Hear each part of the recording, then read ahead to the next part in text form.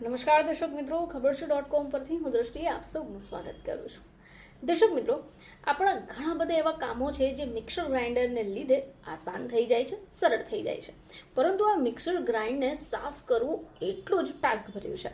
હવે જો તમે આમાં સાફ સફાઈ નથી રાખતા તો જ્યારે બીજી વખત તમે એને ઉપયોગમાં લેશો તો તમને ચોક્કસ ખબર પડી જશે કે મિક્સર જારમાં કંઈક તો તકલીફ આવી ગઈ છે. હવે જેમ આપણે અન્ય એપ્લાયન્સીસને સુધારો વધારો કરતા હોઈએ છીએ તેવી જ રીતે આપણે આ મિક્સર જારની કાળજી રાખવી ખૂબ જરૂરી છે. હવે ઘણીવાર કેવું થાય કે આપણે અંદર અમુક વસ્તુઓનું માટે વપરાશ કરીએ છીએ તો પછી એને સાફ કરવાનું અઘરું થઈ જાય છે. હવે જો તમને પણ આ જ તકલીફ છે તો આ વિડીયો તમારા માટે છે. તો મિક્સર ગ્રાઇન્ડર સાફ કરવાની આનાથી વધારે સરળ રીત નહીં હોય.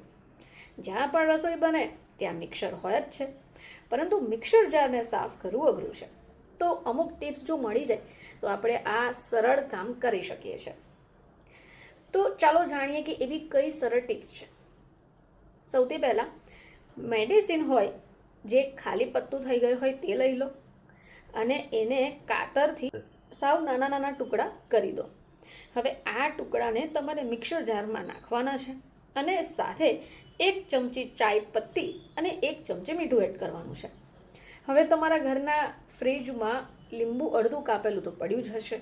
બસ એના પણ નાના ટુકડા કરી દો અને આ જારમાં નાખી દો. હવે તમારે મિક્સર જારમાં 1 કપ જેટલું પાણીને રેડી દેવાનું છે અને મિક્સરને ઓન કરવાનું છે લગભગ 30 થી 40 સેકન્ડ માટે. હવે તમને એમ થશે કે આ કેવું, પરંતુ મિત્રો જ્યારે મિક્સર તમે સ્વચ્છ પાણી વડે સાફ કરશો તો એ ચમકવાનું શરૂ કરી દેશે અને તેમાંથી તમને કોઈ પણ પ્રકારની સ્મેલ પણ નહીં આવે. હવે આનાથી શું થશે કે મિક્સર જારની જે કટર છે એ પણ શાર્પ થઈ જશે. કારણ કે ઘણીવાર કેવું થાય કે આપણે વપરાશમાં લઈએ છીએ તો આ કટર ઘસાઈ જતી હોય છે જેને કારણે શાર્પ નથી હોતી. તો જો તમે આ સરળ ટિપ્સ અપનાવો છો તો એક તો તમારું મિક્સર જાર સાફ થઈ જશે, એમાંથી કોઈ પણ પ્રકારની ગંધ નહીં આવે. બીજું કે એ જે કટર છે એ પણ શાર્પ થઈ જશે. હવે આ ઘરગથ્થુ ઇલાજ તમે એક્સપર્ટને પૂછીને પછી જ અમલમાં મૂકી શકો છો. તો દર્શક મિત્રો, જો તમારા ઘરમાં પણ મિક્સર જાર હોય અને એમાંથી એક પ્રકારની બદબૂ આવી રહી છે તો આ વિડીયો તમને મદદ કરશે.